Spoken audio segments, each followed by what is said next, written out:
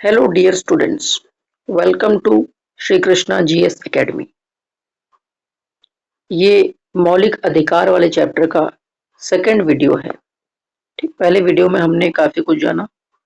अब इस second video में हम बहुत कुछ जानेंगे और ये चैप्टर बहुत इम्पोर्टेंट है क्योंकि इससे बहुत सारे क्वेश्चंस भर भर के परीक्षाओं में पूछे जाते हैं और पूछे गए भी हैं। चलिए शुरू करते हैं। वह मौलिक अधिकार जो भारतीय संविधान के अनुच्छेद 16 में शामिल है। आर्टिकल 16 में जो मौलिक अधिकार शामिल है वो कौन सा है? तो लोक नियोजन में अवसर की समता।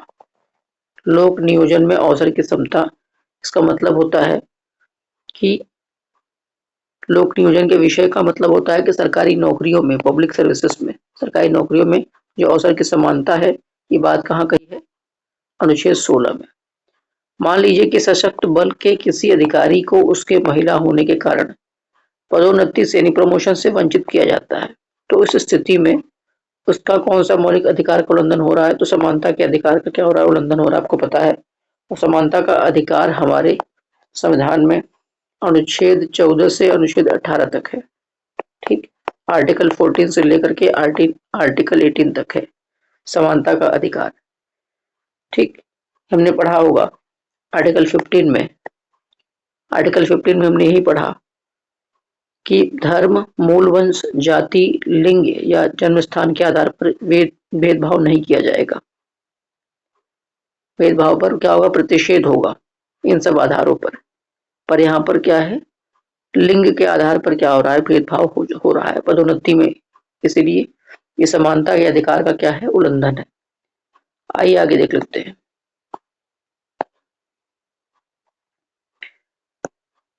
मूल अधिकारों के हनन, वायलेशन के मामले में भारतीय संविधान की कौन सा अनुच्छेद है? अनुच्छेद 32 के तहत भारत के उच्चतम न्यायालय ने सुप्रीम कोर्ट में सीधे याचिका दायर की जा सकती है। और हाई कोर्ट का पूछे तो अनुच्छेद 226।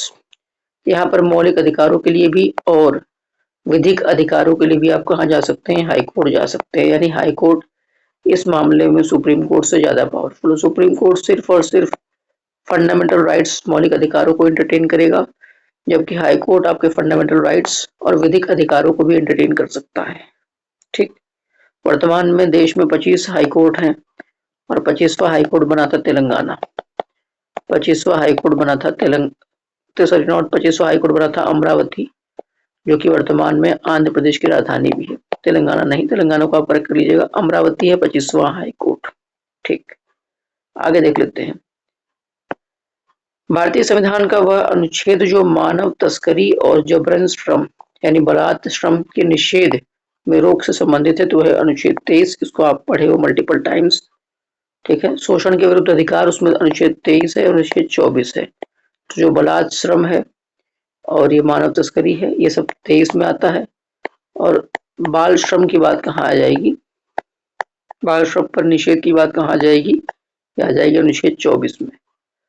6 से 14 वर्ष, 6 to 14 वर्ष की आयु के बीच माता पिता या अभिभावकों को अपने बच्चों के लिए शिक्षा के अवसर प्रदान करना चाहिए। यह शिक्षा के अधिकार कानून का हिस्सा बना कब? बना 2009 में। तो देखिए, शिक्षा का अधिकार कानून आया कब था? 2009 में। 2009 में पारित हो गया था और 2010 से 1 अप्रैल 2010 से ये लागू हो गया था। ठीक है, तो राइट टू एजुकेशन 1 अप्रैल 2010 से लागू हो गया था भारतीय संविधान के अनुसार। और शिक्षा के अधिकार की बात कहाँ कहाँ की गई है? देखिए, पहली बात तो अनुच्छेद 45 में, जो कि डीपीएसपी है, उसमें 0 से 6 वर्ष तक यानी छोटे बच्चों को, 6 वर्ष तक के बच्चों को क्या है? शिक्षा की बात की गई है। और 6 से 14 वर्ष तक के बच्चों की शिक्षा की बात कहाँ की गई है? अनुच्छेद 21A में कहा गया है, इसको शिक्षा का अधिकार बना दिया गया है। ठीक, कब बनाया गया? 2009 का कानून था। शिक्षा का अधिकार का कानून 2009 आया है और ये लागू कब हुआ? 2010 में। लेकिन ये 86वें संविधान संशोधन 2002 में ही चीजें हो गई थी। उसके अलावा 11वां मौलिक कर्तव्य भी जोड़ा गया था। इसमें यही था मौलिक कर्तव्य में कि जो भी अभिभावक हैं या माता पिता हैं, वो अपने बच्चों, उनका ये कर्तव्य है कि वो बच्चों को शिक्षा का अवसर प्रदान कराएं। ठीक है, और यहाँ पर मूल अधिकार में भी कई से में जोड़ दिया गया ऐसे। ठीक, ये कौन सा केस था, कौन सा बात था ये शिक्षा के अधिकार वाला? तो आपने पहले वीडियो में पढ़ा था, इसके पहले में ही मोहिनी जैन बनाम कर्नाटक राज्य, एक ये था। और एक और वाद है उन्नी कृष्णन बनाम आंध्र प्रदेश। उन्नी कृष्णन वाद बनाम आंध्र प्रदेश वाला मामला था। ये मामला किससे जुड़ा हुआ है? शिक्षा के अधिकार से। ठीक, इस चीज को याद रखना है। और शिक्षा जो है ये पहले कहाँ था? ये पहले राज्य सूची में था, 7वें अनुसूची के राज्य सूची में था, लेकिन 42वें संविधान संशोधन 1976 द्वारा इसे क्या किया गया? समवर्ती सूची में डाल दिया गया, समवर्ती सूची में से ट्रांसफर कर दिया गया। ठीक, 42वें संविधान संशोधन 1976 द्वारा।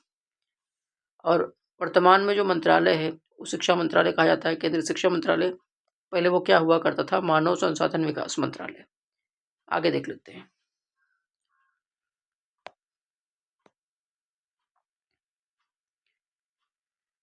भारतीय संविधान के अनुसार प्राण एवं दैहिक स्वतंत्रता का संरक्षण, जब भी प्राण एवं दैहिक स्वतंत्रता की बात आ जाए तो आप आंख मूंद करके अनुच्छेद 21 कर दीजिए। ये स्वतंत्रता का अधिकार हमारे यहाँ कौन से? अनुच्छेद 19, अनुच्छेद 20, अनुच्छेद 21 और अनुच्छेद 22। इसमें स्वतंत्रता का अधिकार का जिक्र किया गया है। ठीक, तो विशेषकर प्राण एवं दैहिक स्वतंत्रता के संरक्षण की बात की जाए या इसके अधिकार की बात की जाए तो अनुच्छेद 21 बहुत ही ब्रॉड है। ब्रॉड का मतलब होता है समय समय पर इसमें सुप्रीम कोर्ट ने अलग अलग चीज़ें जोड़ी हैं। जैसे भी थोड़ी देर पहले अगर आपने पढ़ा होगा, नहीं भी पढ़ा तो के एस पुट्टा स्वामी जो वाद था 2017 का, के एस पुट्टा स्वामी वाद था 2017 का। इसमें के एस पुट्टा स्वामी जो जज थे सुप्रीम कोर्ट के, उन्होंने ये कहा था कि निजता का अधिकार जो है वो मौलिक अधिकार है। राइट टू प्राइवेसी, निजता के अधिकार को मौलिक अधिकार कहा था और इसको अनुच्छेद 21 में जोड़ दिया था कि निजता का अधिकार किसके अंतर्गत आएगा? अनुच्छेद 21 में। ठीक, तो के एस पुट्टा स्वामी को याद रखना है क्योंकि हाल ही में इनकी डेथ हो गई है। ठीक है, इसीलिए के एस पुट्टा स्वामी केस किससे रिलेटेड है? निजता के अधिकार से है। आगे देख लेते हैं और क्या है। एक अनुच्छेद 21 में मन मर्जी शादी करने का अधिकार, ये भी अनुच्छेद 21 में है। ठीक, आगे देख लेते हैं। स्वच्छ वातावरण का अधिकार, स्वच्छ पर्यावरण का अधिकार, पर्यावरण नॉट वातावरण, स्वच्छ पर्यावरण का अधिकार, ये भी क्या है? अनुच्छेद 21 में आ जाएगा क्योंकि अल्टीमेटली सब कुछ प्राण एवं दैहिक स्वतंत्रता से कनेक्टेड है। ठीक, आगे देख लेते हैं इसमें और क्या चीज़ है। इसमें आपका विदेश जाने का अधिकार, विदेश जाने का जो अधिकार है वो भी इसी से जुड़ा हुआ है। विदेश जाने का अधिकार जो है ये भी क्या है आपका? ये अभी अनुच्छेद 21 में आता है। इसका दायरा जो अनुच्छेद 21 का वो बहुत बड़ा है। समय समय पर सुप्रीम कोर्ट इसमें क्या करती है? अधिक से अधिक और विषयों को डालती है वो, क्योंकि इनडायरेक्टली वो किससे जुड़ा होता है? प्राण एवं दैहिक स्वतंत्रता का से जुड़ा हुआ होता है, इसीलिए इसी के अंतर्गत शामिल कर लिया जाता है। आगे देख लेते हैं। अच्छा, एक चीज ये भी एक स्वतंत्रता का अधिकार, इसमें कितने अधिकार हैं? 4। अनुच्छेद 19, कितने अनुच्छेद हैं? अनुच्छेद 19, अनुच्छेद 20, अनुच्छेद 21, अनुच्छेद 22। अनुच्छेद 19 में काफ़ी कुछ चीज़ें हैं। अनुच्छेद 19 क्लॉज 1 का ए, फिर 1 का बी, 1 का सी, फिर 1 का ई, 19 में सब है। 1 का डी, 1 का ई और 1 के एफ को क्या कर दिया गया? निरस्त कर दिया गया था 44वें संविधान संशोधन 1978 द्वारा, ये नहीं है। और 1 का जी है, लेकिन 1 के ए में क्या कहा गया है? 1 के ए में ये कहा गया है कि 19 का खंड 1 है, उसका उपखंड क्या है? ए। इसमें कहा गया है वाक और अभिव्यक्ति की स्वतंत्रता, ये किसमें है? अनुच्छेद 1 ए में। ठीक, इस चीज को ध्यान देना है। 19 ए में है ये, वाक की अभिव्यक्ति और स्वतंत्रता, वाक और अभिव्यक्ति की स्वतंत्रता इसी में है। और प्रेस फ्रीडम जो प्रेस को आज़ादी मिली हुई है वो भी इसी में दी गई हुई। फिर 19(1) के बी में क्या है? इसमें जो है शांतिपूर्ण हथियार रहित सम्मेलन करने का अधिकार है। हथियार रहित सम्मेलन करने का अधिकार 19(1) के क्लॉज बी में। ठीक, अच्छा 19(1) सी में क्या है? 19(1) सी में क्या है? संगम या संघ या सहकारी समिति बनाने का अधिकार है, ये 19(1) सी में। 19(1) डी में क्या है? इसमें जो है भारत के राज्य क्षेत्र के इसमें अबाध संचरण का अधिकार है। भारत के राज्य क्षेत्र में अबाध संचरण, आप कहीं भी आ जा सकते हैं। ये किसके लिए है? अबाध संचरण का अधिकार है इसमें अनुच्छेद 19 के 1 के डी में। ठीक, अच्छा, अनुच्छेद 19 के 1 क्लॉज 1 के ई में क्या है? ई में आपका है कि आप किसी भी जगह, भारत के किसी भाग में निवास कर सकते हैं, वहाँ कर सकते हैं, बसने का अधिकार आपको है 19(1) के क्लॉज ई में। फिर 19(1) का क्लॉज एफ आपको बता चुका हूँ, ये खत्म हो चुका है, ये निरस्त हो चुका है। और 19(1) का क्लॉज जी, इसमें क्या दिया गया है? इसमें कोई भी वृत्ति, आजीविका, व्यवसाय व व्यापार करने का अधिकार जो है आपके 19(1) जी में दिया हुआ है। ठीक, ये 19 के बारे में हो गया, अनुच्छेद 19। फिर अनुच्छेद 20 में किसके बारे में दिया गया है? तो अनुच्छेद 20 में जो है बता चुका हूँ कि जो भी व्यक्ति गिरफ्तार की, जिसके ऊपर भी आरोप लगा हुआ है, जो भी अपराधी है, तो अपराधियों को उनको भी कुछ अधिकार दिए गए हैं। ठीक, जैसे कि दोष सिद्धि के लिए कोई व्यक्ति, किसी व्यक्ति ने अपराध किया है तो अपराधी को उस वक्त के कानून के हिसाब से ही सजा मिलनी चाहिए जिस वक्त उसने अपराध किया हुआ है। ठीक, उसको इस तरीके से सजा मिलेगी कि जो अपराध करते वक्त जो कानून रहा होगा उस सजा के लिए, उसी कानून से उसको सजा दी जाएगी, पहली बात। दूसरी बात यह है, किसी व्यक्ति को एक ही अपराध के लिए एक से अधिक बार दंडित नहीं किया जाएगा। ठीक, और दूसरी बात यह है कि किसी भी अपराधी को अपने खिलाफ गवाही देने के लिए बाध्य नहीं किया जा सकता। ये 3 चीज़ें अनुच्छेद 20 में है। अनुच्छेद 21 में क्या है बता चुका हूँ, काफ़ी ब्रॉड है। और अनुच्छेद 22 ये जो है गिरफ्तार व्यक्तियों को कुछ अधिकार दिए गए हैं। इसमें एक प्रकार से एक होता है निवारक निरोध। निवारक निरोध का मतलब ये होता है कि किसी व्यक्ति ने अपराध अभी किया नहीं है, लेकिन अपराध करने से पहले ही उसे क्या कर लिया गया, गिरफ्तार कर लिया जाए, ताकि अपराध वो न करे। यानी अपराध करने से बचाव के लिए क्या किया गया, उसे गिरफ्तार किया जाता है पुलिस के द्वारा, जिसे बोलते हैं निवारक निरोध। तो यानी गिरफ्तार व्यक्ति को भी कुछ अधिकार है, उसमें आप मनपसंद वकील करने का अधिकार है। उसके अलावा 24 घंटे के अंदर मजिस्ट्रेट के सामने पेश करना होगा उसको। ठीक है, पुलिस को पेश करना होगा, ये भी उसको अधिकार मिला हुआ है। 24 घंटे कौन होते हैं? आने जाने, ले जाने का समय छोड़ करके। ठीक, आगे देख लेते हैं। भारतीय संविधान में अनुच्छेद 21 का जोड़ा गया था, जो 6 से 14 वर्ष की उम्र के सभी बच्चों के लिए अनिवार्य शिक्षा प्राप्त करने के मूल अधिकार से संबंधित है। अब जोड़ा गया था, वर्ष 2002 में जोड़ा गया था। लेकिन शिक्षा का अधिकार जो कानून है, शिक्षा का अधिकार जो कानून है, ये कब आया था? 2009 में। और लागू कब हुआ था? 1 अप्रैल 2010 से। इसको भी याद रखना है, 1 अप्रैल 2010 से। 21A ये जोड़ा कब गया था? 2002 में। लेकिन शिक्षा का अधिकार कानून आया था 2009 में और लागू हुआ था 1 अप्रैल 2010 से। भारतीय संविधान के अनुसार मौलिक अधिकार नहीं है तो सामान्य न्याय एवं निःशुल्क विधिक सहायता, सामान्य न्याय एवं निःशुल्क विधिक सहायता जो है, सामान्य न्याय एवं निःशुल्क विधिक सहायता, ये मौलिक अधिकार नहीं है। ये अनुच्छेद 39D में है, अनुच्छेद 39D में है, इस चीज़ को ध्यान रखना है। 39 DPSP का पार्ट है, न कि फंडामेंटल राइट्स का। भारतीय संविधान में मौलिक अधिकार के रूप में सूचीबद्ध नहीं किया गया है। तो मौलिक अधिकार के रूप में सूचीबद्ध क्या नहीं किया गया? संभाषण का अधिकार, ये मौलिक अधिकार के रूप में सूचीबद्ध नहीं किया गया है। आगे देख लेते हैं। भारतीय संविधान की आत्मा के रूप में वर्णित किया गया है, मौलिक अधिकार को आत्मा के रूप में वर्णित किया गया है। प्रस्तावना को किसने आत्मा कहा था? ठाकुरदास भार्गव ने प्रस्तावना को आत्मा कहा था, संविधान की आत्मा। और उसके बाद अनुच्छेद 32 को BR अम्बेडकर ने हृदय एवं आत्मा कहा था। ठीक है, आगे देख लेते हैं। यदि लोगों के एक विशेष समूह को केरल में तेलुगु माध्यम के स्कूल खोलने की अनुमति नहीं दी जाती है तो इसे सांस्कृतिक एवं शैक्षणिक अधिकार का उल्लंघन माना जाएगा। और ये कहाँ पर है? अनुच्छेद 29 और 30 में।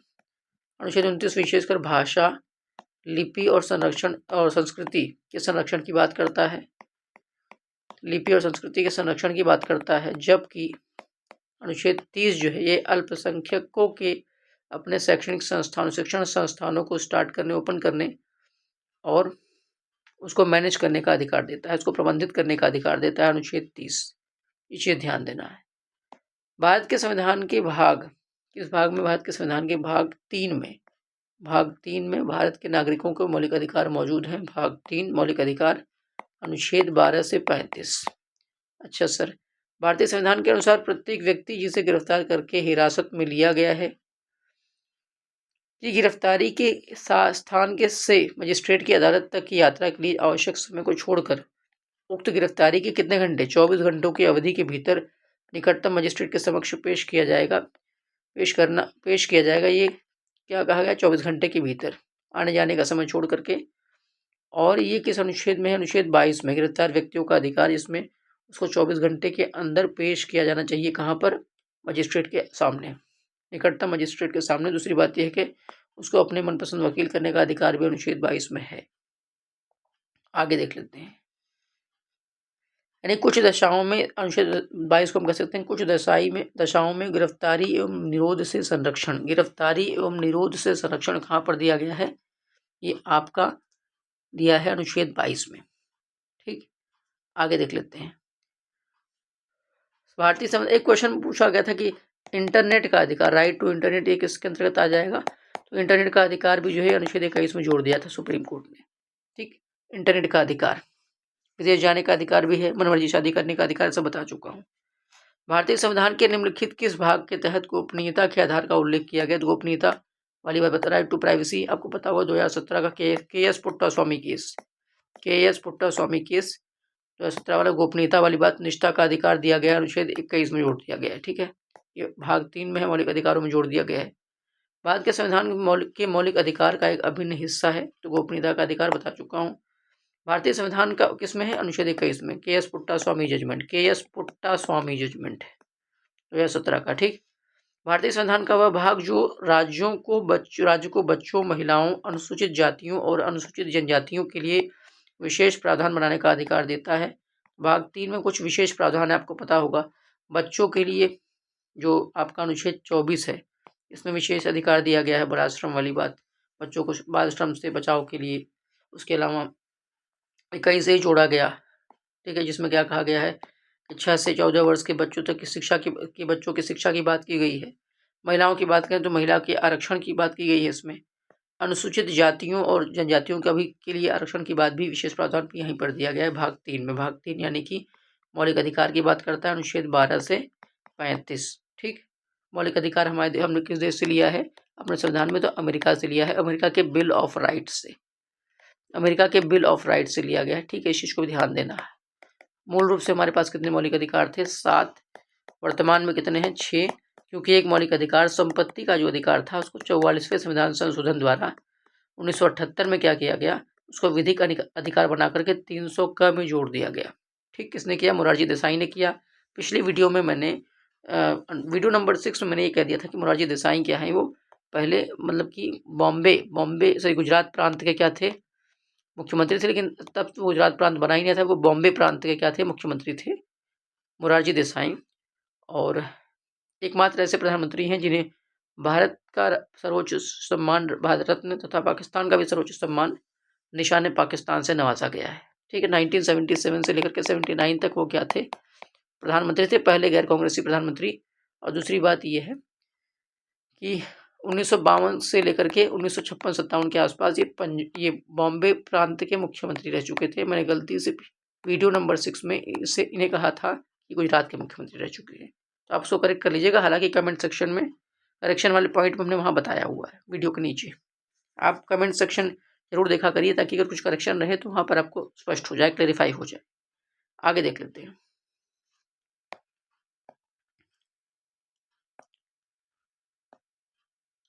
तो भारतीय संविधान ये जो मौलिक अधिकार का एक अभिन्न हिस्सा है, गोपनीयता का अधिकार बता चुका हूँ, तो इसका भी बात हो चुका है। भारत के संविधान के अनुसार एक मौलिक अधिकार नहीं है तो देश की सुरक्षा का अधिकार, ये मौलिक कर्तव्य है, ये मौलिक अधिकार नहीं, इस को ध्यान देना है। भारतीय संविधान व्यवसाय का अधिकार ये क्या देता है, ये मौलिक अधिकार की गारंटी देता है। व्यवसाय का अधिकार आपने पढ़ा होगा कि कोई भी पेशा आप कर सकते हो, तो 19 के 1 खंड 1 के उपखंड जी में ये लिखा गया है कि कोई वृत्ति या आजीविका या व्यवसाय या व्यापार करने का अधिकार कहाँ पर दिया गया है, कोई भी अधिकार कर सकता है, मतलब कि व्यवसाय करने का अधिकार कहाँ पर है, 19(1) जी में। ठीक, भारतीय न्याय प्रणाली में रिट हैबियस कॉर्पस का शाब्दिक अर्थ है आपको बंदी प्रत्यक्षीकरण का अधिकार प्राप्त होगा। बंदी प्रत्यक्षीकरण का मतलब ये होता है कि बंदी को प्रत्यक्ष रूप से सामने पेश किया जाए, ठीक। आपको पता है मौलिक अधिकारों के हनन पर सुप्रीम कोर्ट अनुच्छेद 32 के तहत रिट जारी कर सकती है और हाई कोर्ट अनुच्छेद 226 के तहत रिट जारी कर सकती है, ठीक। तो कौन कौन सी रिट है? 3 प्रकार की, HMPCQ, जैसे होता है हैबियस कॉर्पस को हिंदी में बोलते हैं बंदी प्रत्यक्षीकरण। कई बार इसी इंग्लिश में क्वेश्चन पूछ लिया है। दूसरा क्या है? मैंडेमस का मतलब होता है परम आदेश, यानी हम आदेश देते हैं। यदि मान लीजिए कोई व्यक्ति, कोई सरकारी कर्मचारी ढंग से काम नहीं कर रहा है तो फिर क्या होगा? रिट जारी होगी उसके खिलाफ और उसको आदेश देकर के काम करवाया जाएगा, ठीक। तीसरा क्या है? प्रोहिबिशन का मतलब होता है निषेध। प्रोहिबिशन ये भी एक प्रकार की रिट है। इसमें जो अपर कोर्ट होती है नीचे वाली कोर्ट को क्या कहती है? रोक देती है। कोई भी मुकदमा चलते वक्त क्या करती है? रोक देती है वो, ठीक है। चलता मुकदमा अपने पास ले लेती है, ठीक। और सर्टियोरेरी का मतलब होता है उत्प्रेषण। इसका मतलब होता है कि मुकदमा, जो पुराना वाला मुकदमा है जो चल रहा होता है किसी लोअर कोर्ट में, उसको खत्म कर देती है अपर कोर्ट और उसके बाद फिर अपने पास ले लेती है, ठीक है। और लास्ट में क्योवेरेंटो का मतलब होता है अधिकार प्रेक्षा का मतलब ये होता है कि किस अधिकार से, जैसे मान लीजिए कोई पदाधिकारी के पद पर बैठ गया है लेकिन वो उसका अधिकार नहीं है, वो मतलब इलीगल तरीके से उस पद पर बैठ गया है, तो इसीलिए कोर्ट उस पर रिट जारी करके पता करती है कि भाई आप किस अधिकार से उस पद पर बैठे हो, ठीक। बस यही बात है। 5 प्रकार की रिट हो गई। मैंने सिंपल बात लैंग्वेज समझा दिया। आगे देख लेते हैं। परमादेश रिट बता चुका हूँ। किसी सरकारी निकाय से उसके कर्तव्यों का पालन कराने के लिए क्या जारी करते हैं? परमादेश को इंग्लिश में बोलते हैं मैंडेमस का मतलब ही होता है हम आदेश देते हैं। वह रिट जिसके तहत अदालत किसी गिरफ्तारी का तरीका या आधार विधिक या संतोषजनक न होने पर गिरफ्तार व्यक्ति को उसके सामने पेश किए जाने या मुक्त किए जाने का आदेश देती है। तो बंदी प्रत्यक्षीकरण उसको बता चुका हूँ, उसको इंग्लिश में बोलते हैं हैबियस कॉर्पस का मतलब होता है कि बंदी बनाए गए व्यक्ति को सशरीर पेश किया जाए। भारत के नागरिकों और विदेशियों के लिए उपलब्ध मूलभूत अधिकार हैं। देखिए, पहली बात तो सिर्फ और सिर्फ अगर मैं बता दूं कौन कौन से ऐसे अनुच्छेद हैं जिसमें सिर्फ और सिर्फ भारत के नागरिकों को वो मूल सिर्फ उन्हीं के लिए दिए गए हैं। अनुच्छेद 15 में कहा गया है, ठीक है, और 15, 16 और अनुच्छेद 19, 29, 30, ये 5 अनुच्छेद ऐसे हैं जिसमें वो मौलिक अधिकार दिए हैं जो सिर्फ और सिर्फ भारतीयों को प्राप्त है, एक्सक्लूसिवली फॉर इंडियंस। और भारतीयों और विदेशियों के लिए कौन कौन से अनुच्छेद हैं, कौन कौन से मौलिक अधिकार? उसमें 15, 16, 19, 29, 30, इन सबको छोड़ करके बाकी जो भी हैं वो क्या है? वो विदेशियों को भी प्राप्त है और भारतीयों को भी प्राप्त है। इस चीज़ को ध्यान देना। यहाँ पर देखिए क्वेश्चन में रहा होगा कि भारत के नागरिकों और विदेशियों के लिए उपलब्ध मूल अधिकार है, तो धार्मिक मामलों का प्रबंधन करने की स्वतंत्रता, धार्मिक मामलों के प्रबंधन करने की स्वतंत्रता कहाँ दी गई है? अनुच्छेद 26 में। ये किसको है? विदेशों को भी अधिकार प्राप्त है, भारतीयों को भी अधिकार प्राप्त है, ठीक। केवल भारतीयों को जो अधिकार प्राप्त है वो अनुच्छेद 15 में है। उसका जिक्र अनुच्छेद 16 में, अनुच्छेद 19 में, अनुच्छेद 29 में, अनुच्छेद 30 में। अच्छा सर, अनुच्छेद 15 में क्या है? धर्म, मूल, वंश, जाति, लिंग या जन्म स्थान के आधार पर विभेद का प्रतिषेध, मतलब कि कोई भी भेदभाव नहीं किया जाएगा धर्म, मूल, वंश, जाति, लिंग या जन्म स्थान के आधार पर। यह अनुच्छेद 15 में कहा गया है।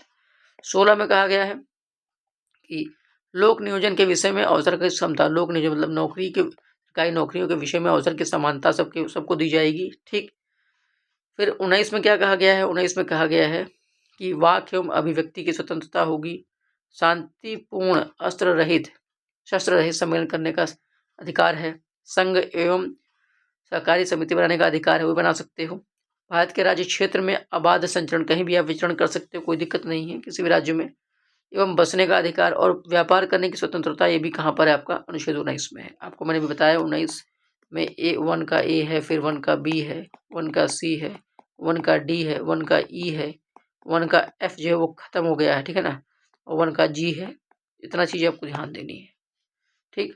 आत्मरक्षा का अधिकार, अच्छा यहाँ पर ये चीज़ें हो गई। तो ये अनुच्छेद 26 है वो किस बारे में है? धार्मिक मामलों का प्रबंधन करने की स्वतंत्रता कहाँ पर? अनुच्छेद 26 में है। सर अनुच्छेद 25 में क्या है?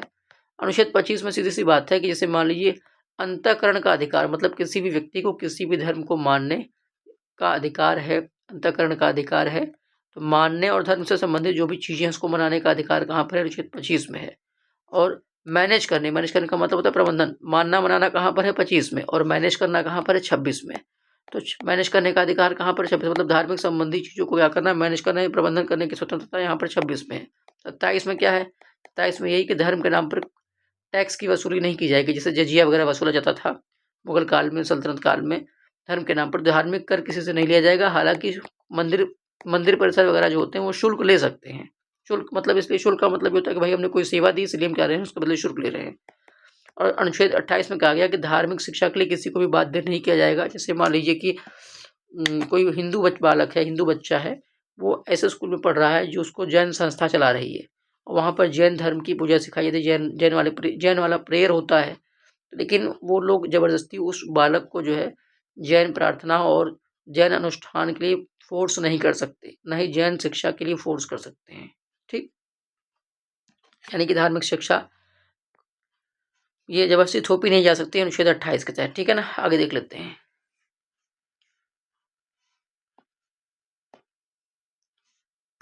आत्मरक्षा का अधिकार है जी, आत्मरक्षा का अधिकार है अपने शरीर के प्रति अपराध से प्रतिरक्षा, ये इंपॉर्टेंट। फिर दूसरे के शरीर की प्रतिरक्षा और चोरी लूट आदि अपराध से प्रतिरक्षा, ये सब क्या आत्मरक्षा का अधिकार है।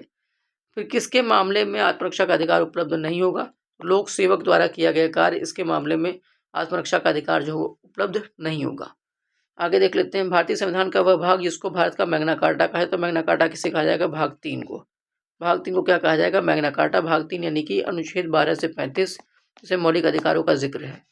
मौलिक अधिकार, देखिए मौलिक अधिकार देश में क्या प्रोवाइड करते हैं? ये प्रोवाइड करते हैं राजनीतिक लोकतंत्र। ये राजनीतिक लोकतंत्र प्रोवाइड करते हैं क्या? मौलिक अधिकार। और जबकि जो डीपीएसपी है, राज्य के नीति निदेशक, तो ये क्या करते हैं? सामाजिक और आर्थिक लोकतंत्र की व्यवस्था करते हैं। ठीक, राजनीतिक लोकतंत्र की व्यवस्था करता है मौलिक अधिकार। ठीक है ना, ये राज्यों से भी, राज्यों के ऊपर एक कंट्रोल होता है। जो मौलिक अधिकार होता है राज्यों के ऊपर एक नियंत्रण होता है एक प्रकार से, लोगों द्वारा, जनता द्वारा। ठीक, इसे ध्यान देना है।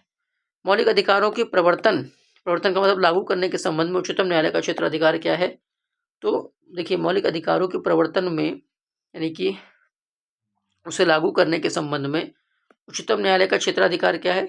ये मौलिक है लेकिन अनन्य है। मतलब मौलिक अधिकारों के लिए सुप्रीम कोर्ट क्या कर सकता है? उसे लागू करवा सकता है।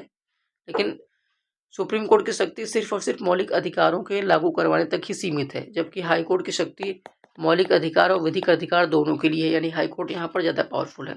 क्या मौलिक अधिकार प्रवर्तनीय है? हाँ, प्रवर्तनीय है। प्रवर्तनीय का मतलब ये होता है कि अगर आपके मौलिक अधिकारों का हनन हो रहा है तो आप कोर्ट जाइए, कोर्ट उस अधिकार को क्या करेगा? लागू करवा देगा। कोर्ट के द्वारा लागू होगा क्या? मौलिक अधिकार। जबकि डीपीएसपी जो नीति निदेशक तत्व है वो प्रवर्तनीय नहीं है, उसे कोर्ट के द्वारा आप जा करके, कोर्ट में जाकर के उसको लागू नहीं करवा सकते। प्रस्तावना भी प्रवर्तनीय नहीं, प्रस्तावना को भी आप कोर्ट जा करके लागू नहीं करवा सकते। हाँ, प्रस्तावना कुंजी हो सकती है, ठीक, लेकिन उसे लागू नहीं करवा सकते। तो प्रस्तावना भी प्रवर्तनीय नहीं है और राज्य के नीति निदेशक जो प्रवर्तनीय नहीं है। प्रवर्तनीय क्या है? मौलिक अधिकार। ठीक, इसीलिए हम कहते हैं कि राज्य के ऊपर क्या है? कंट्रोल, एक नियंत्रण है। आगे देख लेते हैं। भारतीय संविधान के अनुसार कारखाने में रोजगार के लिए बच्चे की न्यूनतम आयु, कारखाने में रोजगार के लिए जो बच्चे की न्यूनतम आयु होनी चाहिए वो क्या होनी चाहिए? 14 वर्ष।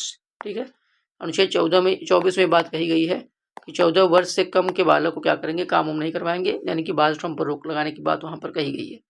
भारतीय संविधान का अनुच्छेद जो बेगार, बधुआ मजदूरी पर रोक लगाता है, अनुच्छेद 23 कई बार पढ़ चुके हो। बेगार हो गया, बधुआ मजदूरी हो गई, ठीक, और बलात्श्रम वो भी वही चीज़ हो गई। ठीक है ना, तस्करी, मानव तस्करी, ये सब भी अनुच्छेद 23 में है। और अनुच्छेद 24 में क्या था? बाल श्रम पे रोक की बात कही गई थी। यानी कि अनुच्छेद 23 और 24 ये किसका जिक्र करते हैं? शोषण के विरुद्ध अधिकार का जिक्र करते हैं। जब कारावास की अवधि 3 महीने से कम हो तब एकांत कैद की सजा को क्रियान्वित करने में, जैसे मान लीजिए कि कारावास की अवधि क्या होगी? 3 महीने से कम है, और एकांत कैद की सजा जो होगी वो क्रियान्वित करने में ऐसा कारावास किसी भी स्थिति में क्या होगा? एक समय पर 14 दिन से अधिक नहीं होगा। मतलब 14 दिन से अधिक के समय तक आपको एकांत सजा नहीं दी जाएगी एक बार में। ठीक, फिर दोबारा इसको मैं रिपीट करता हूँ। जैसे मान लीजिए किसी को कारावास हो गई है और अवधि कितनी है? 3 महीने से कम है, तो ऐसे में जो एकांत कैद की सजा उसको दी जाएगी, ठीक है ना, तो एकांत कैद ज़्यादा से ज़्यादा आपको कितना दिन होगा? 14 दिन। एक बार में 14 दिन से कम की एकांत कैद की सजा होगी, उससे ज़्यादा नहीं होगी। ठीक, अच्छा, भारतीय संविधान के अनुच्छेद 19 में कितने प्रकार की स्वतंत्रता का प्रावधान किया गया है? तो 6। A, B, C, D 4 हो गए, E, F, G, F काट दो, 1 2 3 4 5 6, F नहीं होगा, ठीक है ना। 6 प्रकार की स्वतंत्रता की बात की गई है।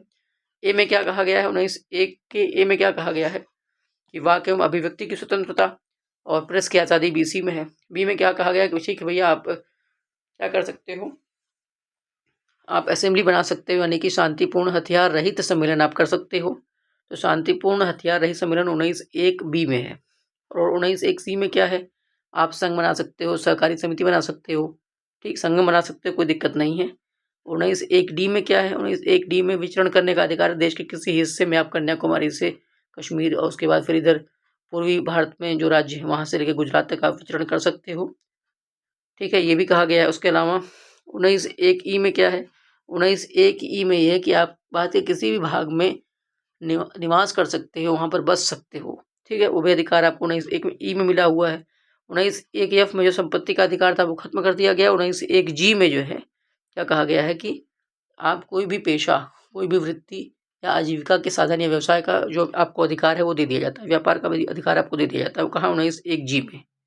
ये 6 प्रकार के अधिकार थे, स्वतंत्रता के प्रावधान थे जो अनुच्छेद 19 में दिए गए हैं। हालांकि इस पर रोक भी सरकार लगा सकती है, लोक स्वास्थ्य और सुरक्षा के मामलों को देख करके इस पर रोक भी लगाई जा सकती है। ऐसा कुछ नहीं कि सरकार का इस पर नियंत्रण नहीं होता, सरकार का इस पर नियंत्रण हो सकता है। कोरोना महामारी के दौरान जो भी नियंत्रण हुआ था इसका ये जीता जागता इसका उदाहरण है। आगे देख लेते हैं हैबियस कॉर्पस। हैबियस कॉर्पस याचिका का शाब्दिक अर्थ क्या है? कि किसी को सशरीर पेश करना, बता चुका हूँ। बंदी प्रत्यक्षीकरण इसे हिंदी में कहते हैं। मौलिक अधिकार उसके उनके आधुनिक नाम है जिन्हें पारंपरिक रूप से जाना जाता है क्या? प्राकृतिक अधिकार के रूप में। तो मौलिक अधिकार एक प्रकार से आधुनिक नाम ही है किसको? जिन्हें हम पारंपरिक रूप से क्या जानते थे? प्राकृतिक अधिकार के रूप में। आगे, वह मौलिक अधिकार जो भारत के नागरिकों के लिए उपलब्ध है और विदेशियों के लिए नहीं है। तो भारतीय नागरिकों के लिए उपलब्ध है लेकिन विदेशों के लिए नहीं है। मैंने आपसे कहा था कि पहली बात, जो भारतीयों के लिए उपलब्ध है केवल कौन कौन सा? 15, 16, 19, 29, 30। ये ऐसे मौलिक अधिकार हैं जो सिर्फ और सिर्फ भारतीयों को उपलब्ध हैं। 15 में क्या है सर? 15 में वही धर्म, मूल, वंश, जाति, लिंग या जन्म स्थान के आधार पर क्या भेदभाव नहीं करेंगे। सर 16 में क्या है? तो लोक नियोजन यानी सरकारी नौकरियों के विषय में अवसर की समानता होगी, वहाँ पर किसी से कोई भेदभाव नहीं होगा। अच्छा सर, तो आरक्षण क्या है? उसको हम सर बाद में बताएंगे, पहले यहाँ देखिए आगे। वाक्य सर 19 में क्या है? 19 में वाक्य एवं अभिव्यक्ति की स्वतंत्रता और प्रेस की आज़ादी 19(1) ए में है। सर 19(1) बी में क्या है? 19(1) बी में जो है शांतिपूर्ण व शस्त्र रहित सम्मेलन करने की आज़ादी दे दी गई है। अच्छा 19(1) सी में क्या है? 19(1) सी में संघ व सहकारी समिति बनाने का अधिकार है। 19(1) डी में क्या है सर? भारत के राज्य क्षेत्र में आप कहीं भी आबाद संचरण कर सकते हैं, ठीक है। सर 19(1) ई में क्या है? बसने का अधिकार है, आप कहीं भी बस सकते हैं, निवास कर सकते हैं, कोई दिक्कत नहीं है। और 19(1) एफ तो खत्म हो गया। 19(1) जी में क्या था? व्यापार करने की स्वतंत्रता दी गई है, उसमें आजीविका साधन बनाने की स्वतंत्रता आपको दे दी गई है, कोई दिक्कत नहीं है। लेकिन ऐसा वो जो आपका आजीविका के साधन हो ऐसा ना हो कि नशे वाला हो, जिसपे सरकार जो अवैध हो वो सब नहीं करना है। ये हो गया 19। सर 29 में क्या है? 29 में भाषा, लिपि, संस्कृति को संरक्षित करने का अधिकार है। और सर 30 में क्या है? 30 में जो अल्पसंख्यक समुदाय है उसको अपनी पसंद के शिक्षण संस्थान को ओपन करने का अधिकार है और उसको मैनेज करने का भी अधिकार दे दिया गया है, ठीक। ये 15, 16, 19, 29, 30 सिर्फ और सिर्फ भारतीयों को मिले हैं। बाकी जो अधिकार है जैसे अनुच्छेद 14 हो गया, 20 हो गया, 21 ए हो गया, 22 हो गया, 23, 24 हो गया, 25, 26, 27, 28 हो गया, ये विदेशियों को भी उपलब्ध हैं, ठीक। आगे देख लेते हैं। यहाँ पे क्वेश्चन भी वही था कि मौलिक अधिकार जो भारत के नागरिकों के लिए उपलब्ध है और विदेशियों के लिए नहीं उपलब्ध, जो उपलब्ध है वो कौन कौन से मैं बता चुका हूँ। 15, 16, 19, 29, 30। सार्वजनिक रोजगार के मामले में समानता वाली बात है, अनुच्छेद 16 का हिस्सा है और ये सिर्फ और सिर्फ भारतीय नागरिकों को उपलब्ध है। भारतीय संविधान का अनुच्छेद 26 द्वारा क्या दिया गया? धार्मिक और धर्मार्थ उद्देश्यों के लिए संस्थाओं की स्थापना और रखरखाव करने का अधिकार, यानी प्रबंध करने का अधिकार, धार्मिक संबंधी प्रबंधन। ये कहाँ पर है? 26 में। मैं आपको दोबारा से बता देता हूँ, ये धार्मिक स्वतंत्रता का अधिकार कहाँ से कहाँ तक है? 25, 26, 27, 28। सर 25 में क्या है? 25 में सीधी सी बात है, सिंपल लैंग्वेज में, किसी भी व्यक्ति को कोई भी धर्म मानने का अधिकार है, किसी भी अंतःकरण की स्वतंत्रता इसे कहते हैं। धर्म को मानने और धर्म से संबंधित जो भी कुछ पूजा पाठ त्यौहार वगैरह उसको मनाने का अधिकार कहाँ है? 25 में। तो मानने मनाने का अधिकार कहाँ है? 25 में। सर 26 में क्या है? मैनेज करना। यहाँ मानोगे मनाओगे, यहाँ क्या है? मैनेज करोगे। मैनेज करने का मतलब होता है प्रबंधन। जैसे कि हिंदू धर्म है तो हिंदू धर्म के अपने मंदिर संबंधी जितने प्रबंधन होंगे, ठीक है, उनका पूरा अधिकार है। ठीक, पंडाल संबंधी जो भी प्रबंधन होगा वो हिंदुओं को अधिकार है। तो मानना मनाना 25 में, और 26 में क्या है? मैनेज करना। अच्छा सर 27 में क्या है? सर 27 में यह कि धर्म के नाम पर कोई टैक्स नहीं होगा, कोई भी टैक्स की वसूली नहीं होगी, कोई टैक्स आपसे नहीं लेगा। हालांकि शुल्क आपसे लिया जा सकता है। शुल्क होता क्या है? जैसे मान लीजिए कोई सेवा आपको दी गई, उसके बदले क्या लेता है? शुल्क लिया जाता है। 28 में क्या है? धार्मिक शिक्षा के लिए कोई बाधा आपको नहीं कर सकता। जैसे मान लीजिए अगर आप किसी क्रिश्चियन स्कूल में पढ़ रहे हैं लेकिन आप हिंदू हैं, तो क्रिश्चियन स्कूल वाले हो सकता है कि आप उसके स्कूल में प्रार्थना बोले, लेकिन वो जबरदस्ती आपसे वो प्रार्थना के लिए फोर्स आपसे नहीं वो कर सकते। ठीक है ना? आगे देख लेते हैं। और क्रिश्चियन अपने स्कूलों में अगर वो क्रिश्चियन धर्म का कोई शिक्षा दे रहे हैं तो आपको उसके लिए फोर्स नहीं कर सकते। आगे देख लेते हैं।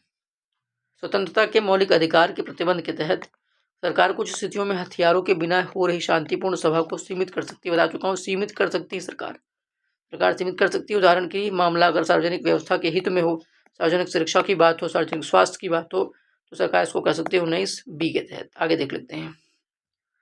स्वतंत्रता के अधिकार में निहित है 19(2) में उपलब्ध है नोट 20 को मैं करेक्शन कर लूंगा, कमेंट सेक्शन में देख लीजिएगा आप लोग उसको डिटेल में। स्वतंत्रता के अधिकार में निहित है, इसमें क्या है?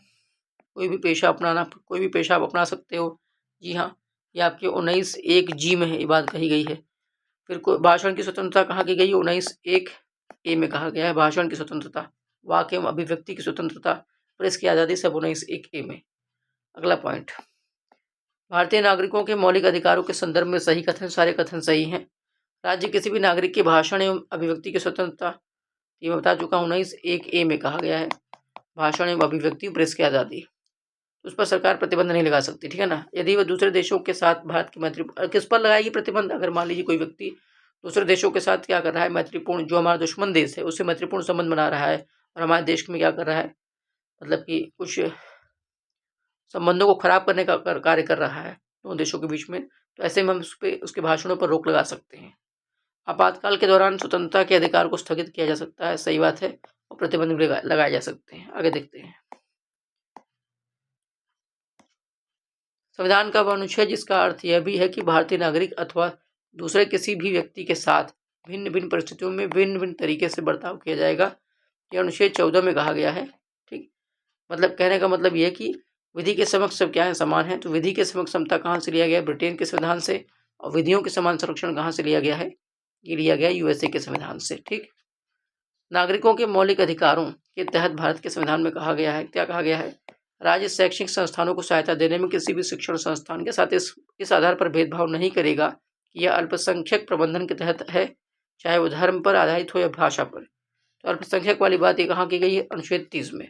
ठीक, वह मौलिक अधिकार जिसका लक्ष्य है सामाजिक विभेद का उन्मूलन करना, सामाजिक विभेद का उन्मूलन करना है। कहा है ये किसकी बात करता है? समानता के अधिकार की। समानता का अधिकार देंगे तभी तो सामाजिक जो भी कमियां हैं, जो दूरियां हैं, वो क्या होंगी? मिटेंगी। ठीक, समानता का अधिकार कौन कौन सा? अनुच्छेद 14, अनुच्छेद 15, अनुच्छेद 16, अनुच्छेद 17, अनुच्छेद 18। दोबारा बताता हूँ फटाफट। अनुच्छेद 14 किसके बारे में है? अनुच्छेद 14 जो है इसमें दो चीजें कही गई, विधि के समक्ष समता, विधियों के समान संरक्षण, यानी कानून की निगाह में सब बराबर हैं। और विधियों के समान संरक्षण, विधि के समक्ष समता कहाँ से लिया गया? ब्रिटेन से। और विधियों के समान संरक्षण कहाँ से लिया गया? USA से। अनुच्छेद 15 में क्या कहा गया है? कि धर्म, मूल वंश, जाति, लिंग या जन्म स्थान के आधार पर कोई भेदभाव नहीं किया जाएगा। अनुच्छेद 16 में क्या कहा गया है? लोक नियोजन के विषय में, सरकारी नौकरियों के विषय में अवसर की समानता प्रदान की जाएगी। अनुच्छेद 16 में नौकरियों की बात आएगी। 17 में क्या कहा गया सर? अस्पृश्यता के अंत की बात की गई है। और 18 में क्या कहा गया? उपाधियों के अंत की बात की गई है। तो ये आपका हो गया स्वतंत्र, ये समानता का अधिकार। ठीक, मैं बार बार चीज़ों को इसलिए रिपीट कर रहा हूँ ताकि आपके दिमाग में बैठ जाए। वीडियो से लंबी हो जाती है, लेकिन हम उसको क्या करते हैं? मल्टीपल टाइम्स रिपीट करके ताकि याद करवा देते हैं, ताकि आपके एग्जाम में आसानी से चीज़ें आपके कानों में गूंजे, हाँ हमें पढ़े हुए हैं। आगे देख लेते हैं।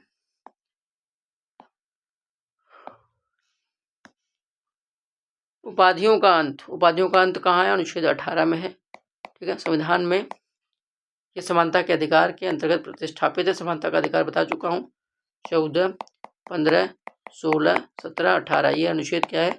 समानता के अधिकार से संबंधित है। मौलिक अधिकार से कानूनी अधिकार में परिवर्तित किया गया, क्या किया गया? संपत्ति का अधिकार जो इस 44वें संविधान संशोधन 1978 में मोरारजी देसाई जी द्वारा, जो कि पहले गैर कांग्रेसी प्रधानमंत्री थे, उनके द्वारा तो क्या कर दिया गया? कानूनी अधिकार में परिवर्तित कर दिया गया संपत्ति के अधिकार को। पहले क्या थे? मौलिक अधिकार में ही था, इसलिए मौलिक अधिकारों मूल रूप से कितने थे? 7, लेकिन अब कितने हो गए? 6, क्योंकि एक उसमें हटा दिया गया। कौन सा? संपत्ति का अधिकार। ठीक, कहाँ जोड़ा गया? अनुच्छेद 300 में जोड़ करके इसे क्या बना दिया गया? विधिक अधिकार। वह अनुच्छेद जो सशस्त्र बलों, अर्धसैनिक बलों, पुलिस बलों, खुफिया एजेंसियों आदि के सदस्यों के मौलिक अधिकारों को प्रतिबंधित करता है, निरस्त करने का काम करता है, वो कौन सा है? ये संसद को अधिकार है, वो क्या करेगी?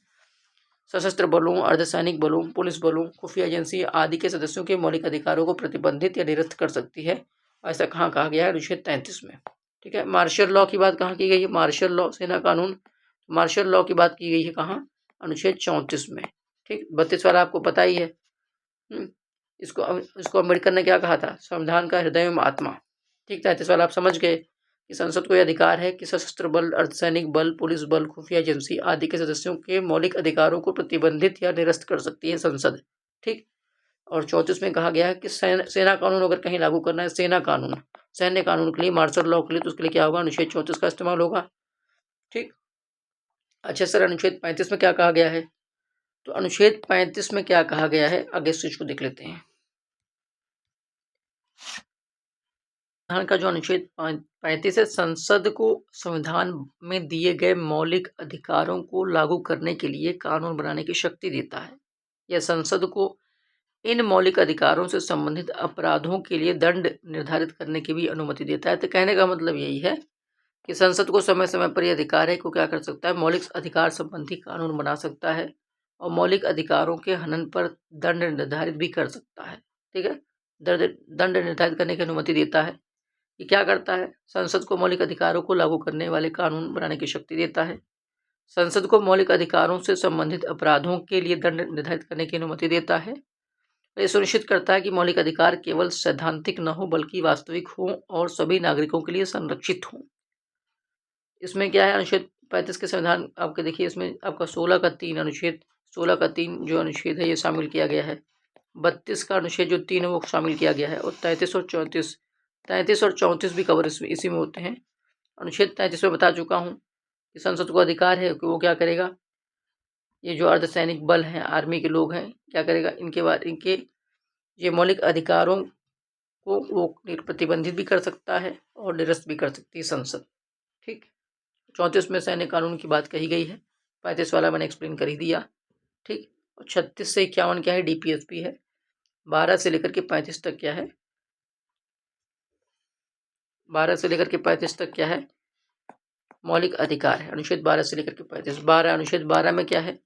राज्य की परिभाषा दी गई है। ठीक है, क्या होगा राज्य, इसको बताया गया है। 13 में क्या है? अनुच्छेद 13 में कहा गया है कि असंगत होने पर कोई भी अगर कानून है, उसके असंगत होने पर सुप्रीम कोर्ट या हाई कोर्ट से क्या कर सकती है? उसको अल्पीकरण उसे कर सकती है, उसे कटौती कर सकती है, तो उसे पूरी तरह से खत्म कर सकती है। ठीक, यह अनुच्छेद 13 में कहा गया है। आगे देख लेते हैं।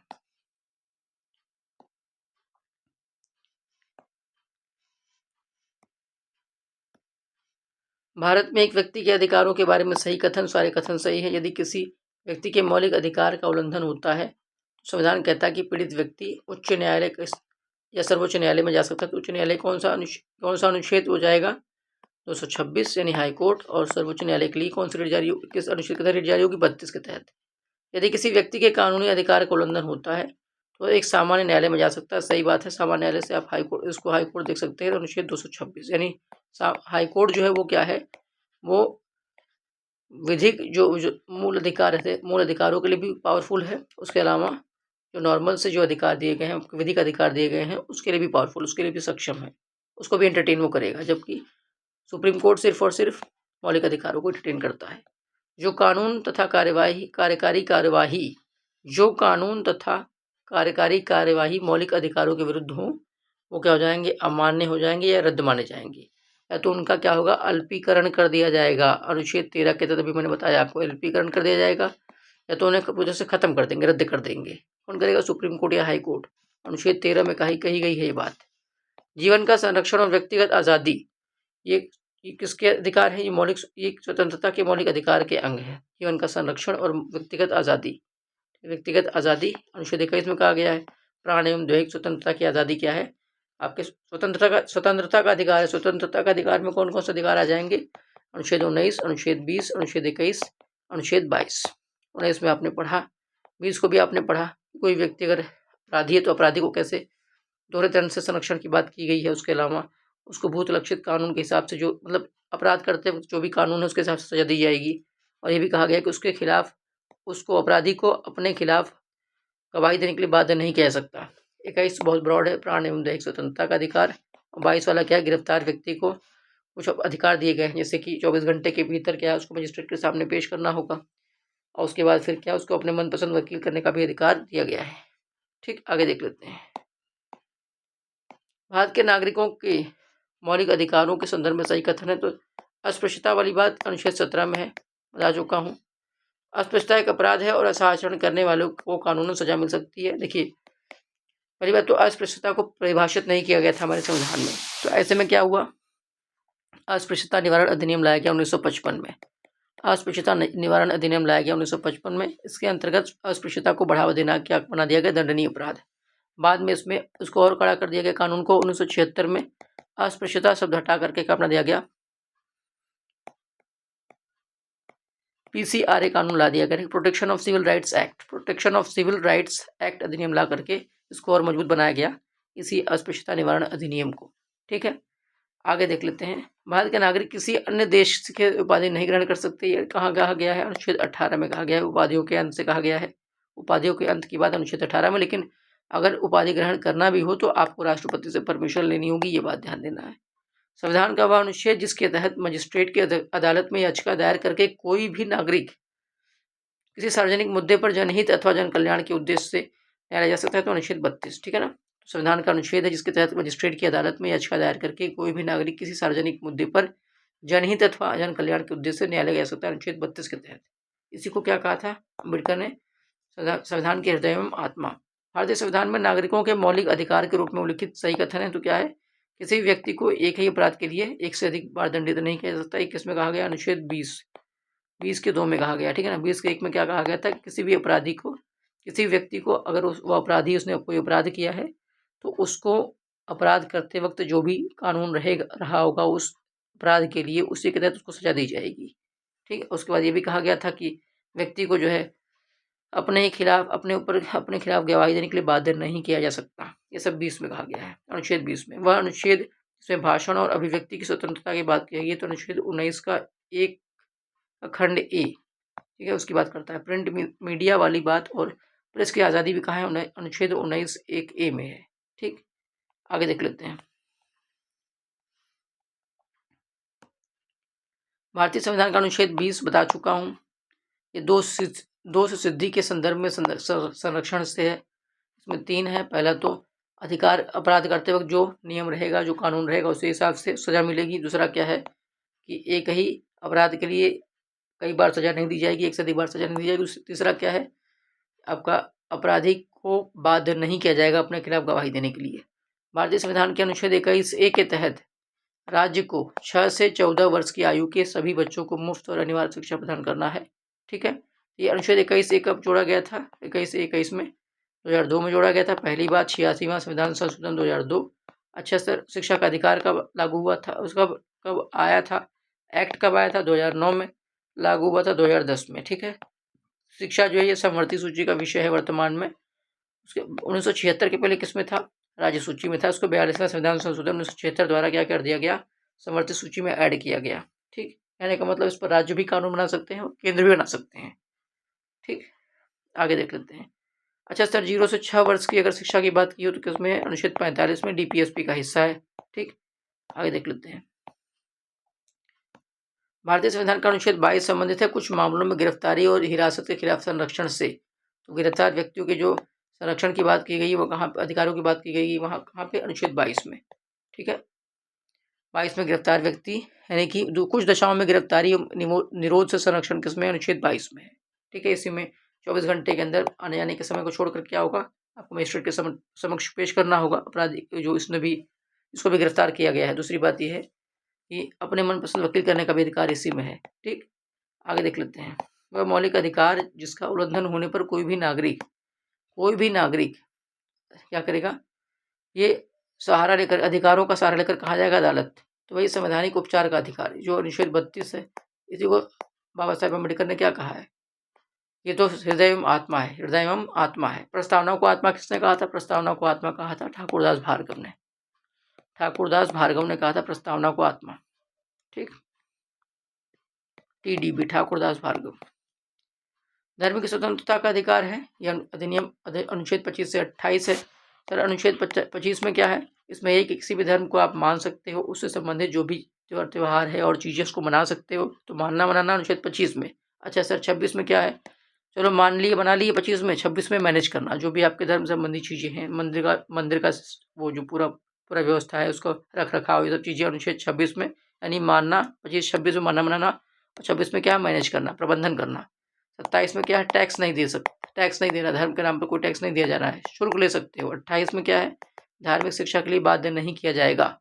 अच्छा, भारतीय संविधान का वह अनुच्छेद जिसके अंतर्गत प्रत्येक नागरिक को मानवीय गरिमा से जीने का अधिकार है, तो अनुच्छेद 21। यस, अनुच्छेद 21 में मानवीय गरिमा, भाई गरिमा है, प्रतिष्ठा है, तभी तो आप ढंग से जी रहे हो। यहाँ तक कि अनुच्छेद 21 में ये भी कहा गया है सुप्रीम कोर्ट के द्वारा कि अगर कोई व्यक्ति मर गया है तो उसको सम्मान पूर्वक अंतिम संस्कार का भी अधिकार उसको मिलना चाहिए, उसको वो भी अधिकार है। ठीक है, ढंग से उसको मतलब उसके अंतिम संस्कार करने का भी अधिकार ये भी अनुच्छेद 21 में दिया हुआ है। ठीक, उसके धार्मिक मतलब किसी भी धर्म से जुड़ा हुआ हो, उस धर्म के रीति रिवाज से उसका अंतिम संस्कार करने का भी जो अधिकार है वो उसको दिया जाना चाहिए, ऐसा सुप्रीम कोर्ट में कहा है अनुच्छेद 21 के अंतर्गत। ठीक, अनुच्छेद 21 बहुत ब्रॉड है, ठीक है, बहुत व्यापक है, इसमें बहुत सारी चीजें हैं। अनुच्छेद 21 सबसे पहली बात प्राण एवं दैहिक स्वतंत्रता की बात अनुच्छेद 21 में। अनुच्छेद 21A में क्या है? शिक्षा के अधिकार की बात की गई। 86वां संविधान संशोधन 2002 में जोड़ दिया गया। अच्छा सर और क्या है इसमें अपनी मनमर्जी शादी करने का अधिकार अनुच्छेद 21 में, फिर विदेश जाने का अधिकार अनुच्छेद 21।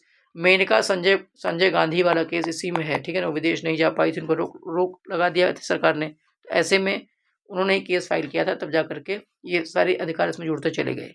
मेनका संजय गांधी केस इसी से संबंधित है।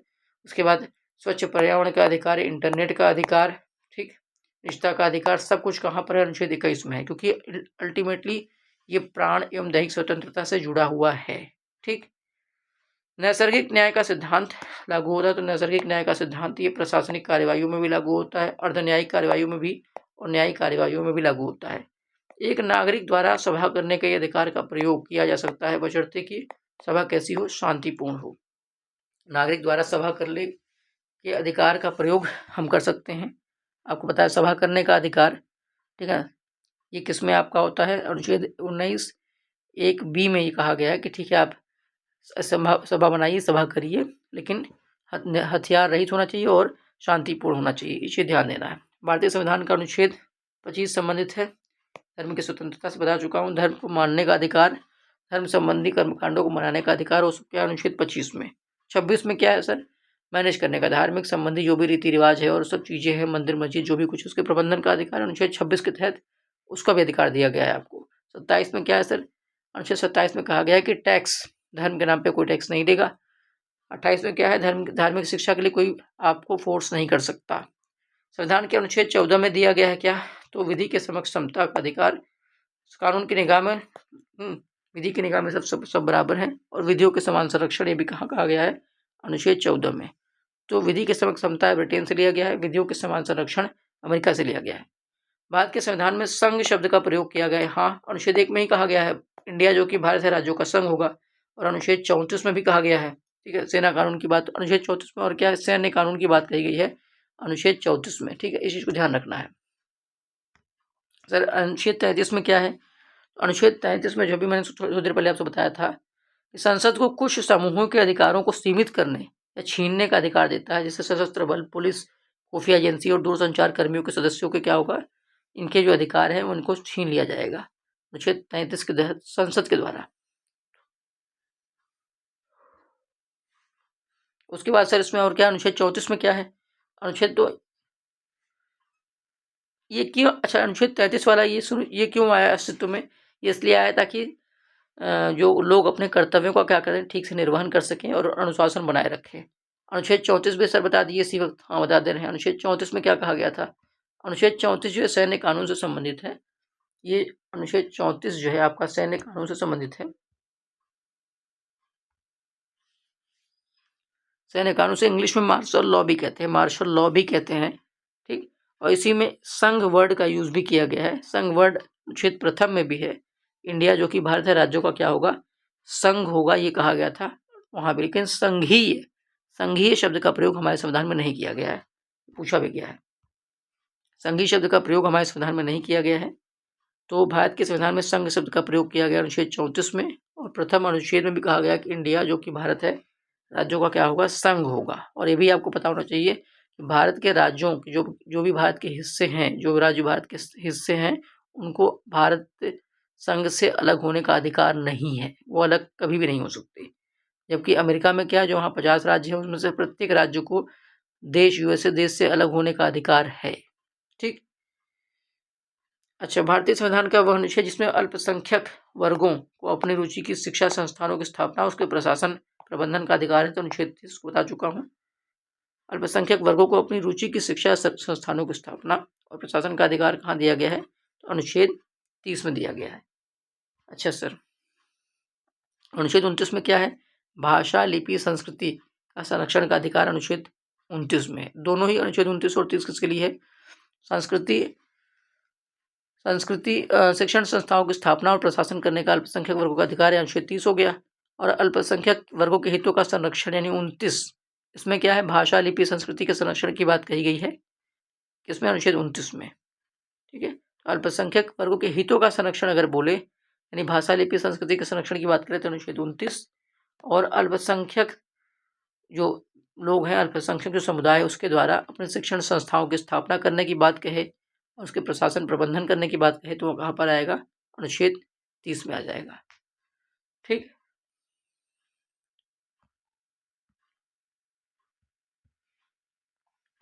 अनुच्छेद 30 हो गया, अनुच्छेद 29 हो गया, 25, 26, 27, 28 मैंने कई बार देख लिया, ठीक। उसके बाद 23, 24 भी देखा गया, 22 को भी देखा हम लोगों ने।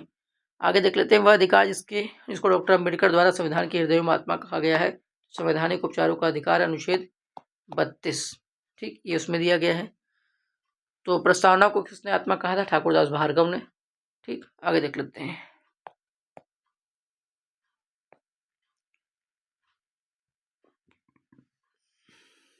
भारतीय संविधान का वह अनुच्छेद जिसमें अल्पसंख्यक वर्गों, ये मैं बता चुका हूँ, संवैधानिक ये हो गया। अल्पसंख्यक वर्गों, ये सारे हम लोग पढ़ चुके हैं। प्राण एवं दैहिक स्वतंत्रता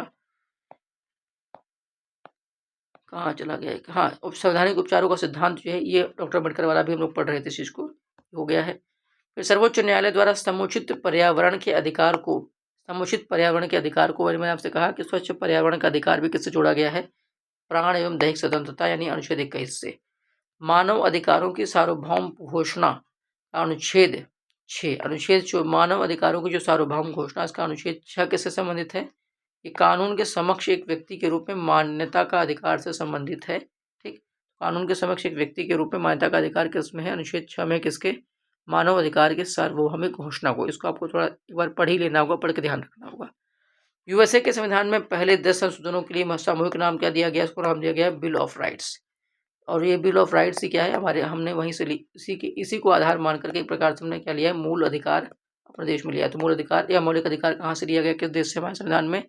तो अमेरिका से लिया गया है, अमेरिका के बिल ऑफ राइट्स से। ये क्या है बिल ऑफ राइट्स? तो अमेरिका के संविधान में जो पहले 10 संशोधन है, उसका जो सामूहिक नाम है वो क्या है? Bill of rights. अनुच्छेद 31A, 31B, 31C की संवैधानिकता, इसकी जो संवैधानिकता के मामले में कौन सा केस है जिसमें चुनौती का विषय था? तो उसका नाम था वामन राव बनाम भारत संघ। वामन राव बनाम भारत संघ ये आया था 1981 में।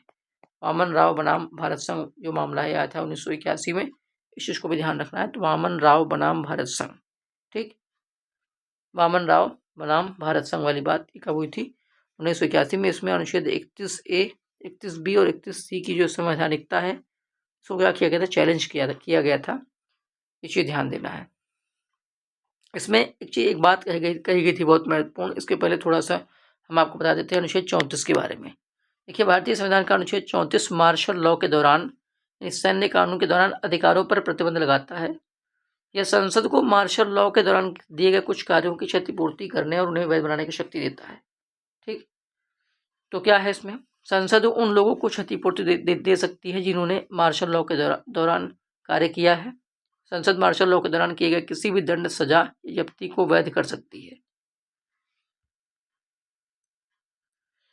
इस तरीके से ये हो चुका है। अब अनुच्छेद 34, अनुच्छेद 31A, 31B और 31C को भी देख लेते हैं। उसके बाद हम लोग आगे देखेंगे क्या था ये वामन राव बनाम भारत संघ।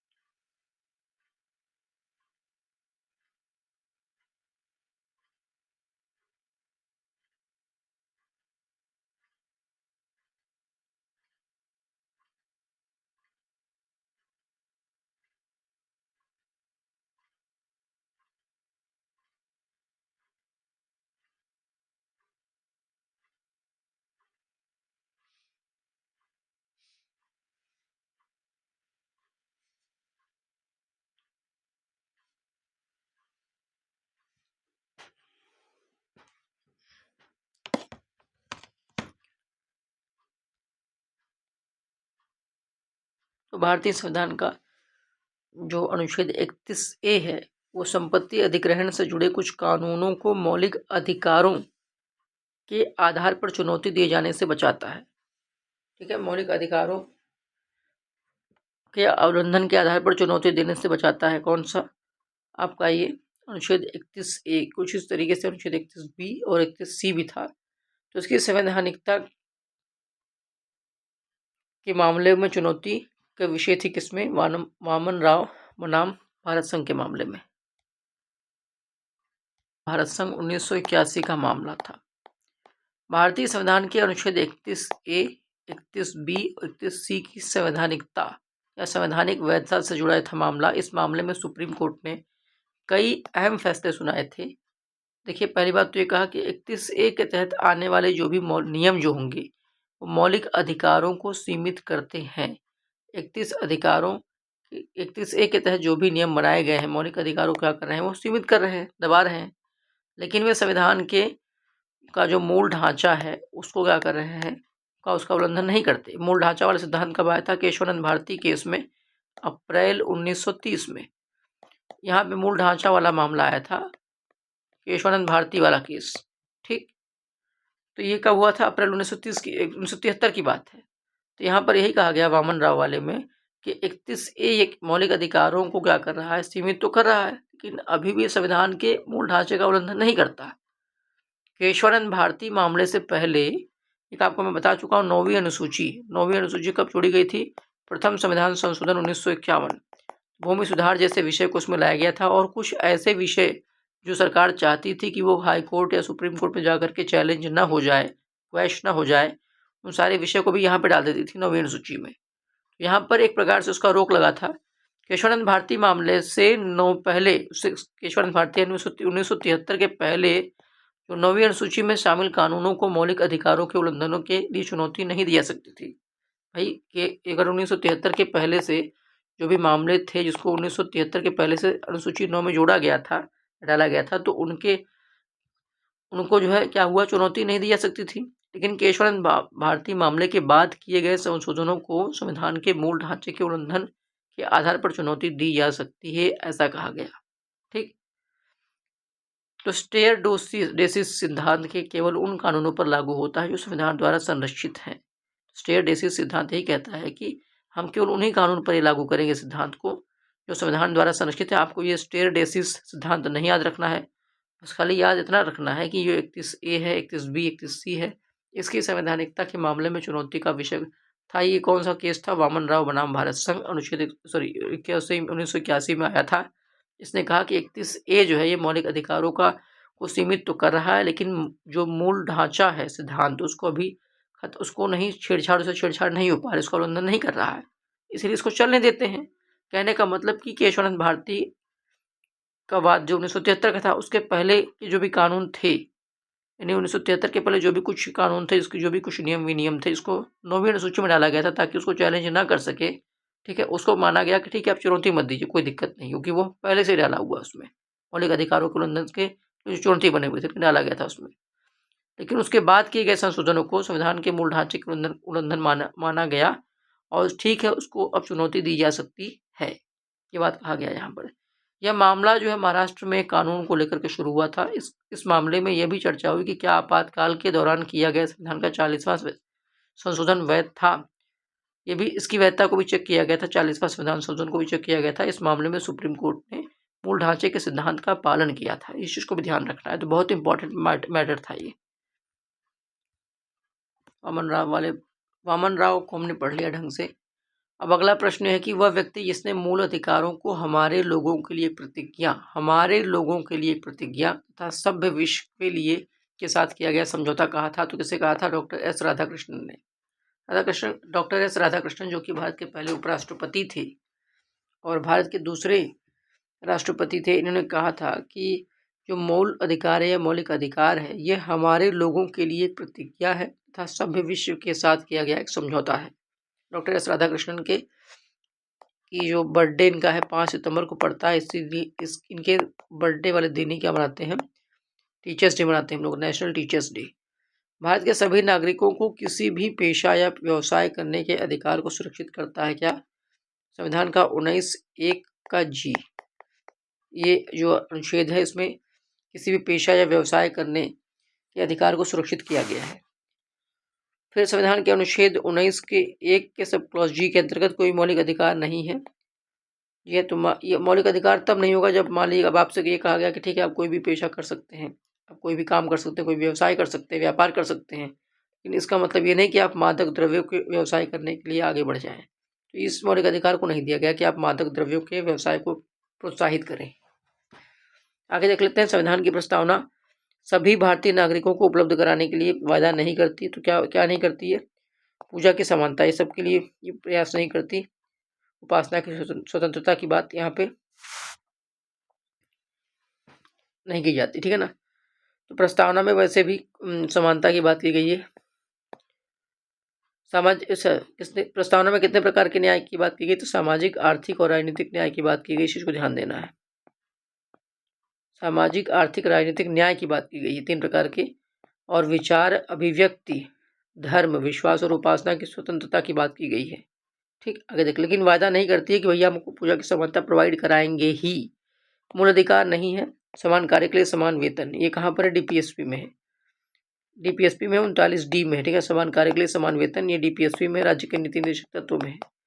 बालकों के लिए मुफ्त एवं अनिवार्य शिक्षा का अधिकार अधिनियम 2009 प्रभाव में आया। तो ये जो शिक्षा का अधिकार था वो कब आया था? ये प्रभाव में आया था 1 अप्रैल 2010 से। अधिनियम कब का था? 2009 का, ठीक। भारतीय संविधान में जैसा निहित है उनमें समानता के मौलिक अधिकार में सम्मिलित नहीं है।